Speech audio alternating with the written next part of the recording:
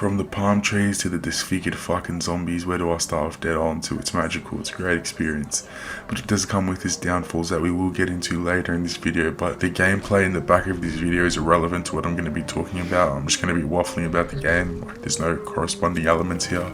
So just stick with me. This video will be 3 or 4 parts because you can only fit a certain amount of audio memos in a video. On PS5 it sucks, I know, but we're just gonna have to do what we have to do. Alright, let's start with some of the things that make Dead Island 2 great, and then we'll get into some of the things that make the game a bit of a mess. So I think we'll start with the game's visual studies. Everything about the game's visuals is perfect. There's some visual bugs we'll get into later, but for the most part the game's pretty much perfect. Visually perfect, like the actual gameplay itself, there are some issues of course, especially with the missions being very slow and honestly very repetitive. We'll get into that later as well. Honestly, Red Dead Redemption 2 doesn't have shit on this game's ragdoll and gore system. It is ridiculous. I'm talking about that jump from GTA 5 to Red Dead Redemption 2. And that feeling you got when you blew someone's leg off and you're like, nah, nothing will ever come close to this in gaming history.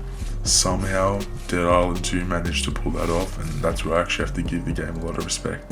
I mean, the ragdolls are also just insane. You can jump up and flatten a zombie's nostrils with your boot and they go flying in the air, similar to Dying Light, but a little bit more flashy. The way you interact with different objects in the game as well flows pretty well. Like you'll be running through a house and all of a sudden you kick over a fucking chair and start tripping out, or you'll be smashing a zombie's face in and all of a sudden hit a bottle off the table, and it just feels so much more realistic. Now the different skill cards, it's been a bit controversial. I've done a little bit of research. People don't really like them, some people do. Personally, I really like them. I really like the art style on some of these cards and the abilities they provide.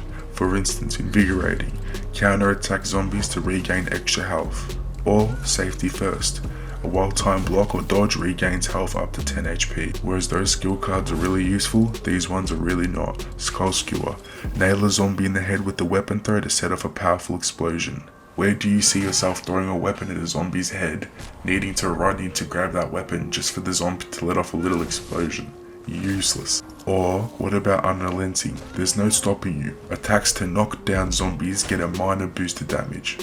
Knocked down, minor boost. This ain't gonna work, dog. Overall, I see why some people could be mad at that and would want a skill tree. Personally, I'm sick of skill trees. You jump into a skill tree, you get a couple, and you look back at it and you're like, I really can't be bothered doing this.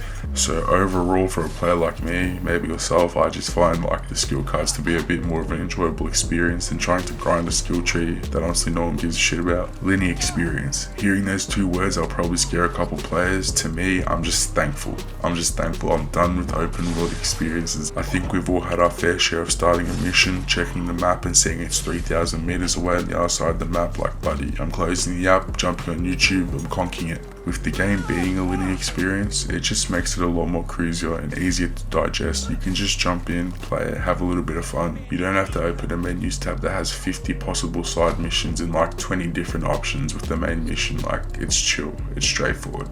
The way I see it, you gotta look at it as cruise control versus no power steering. Things can get messy with no power steering.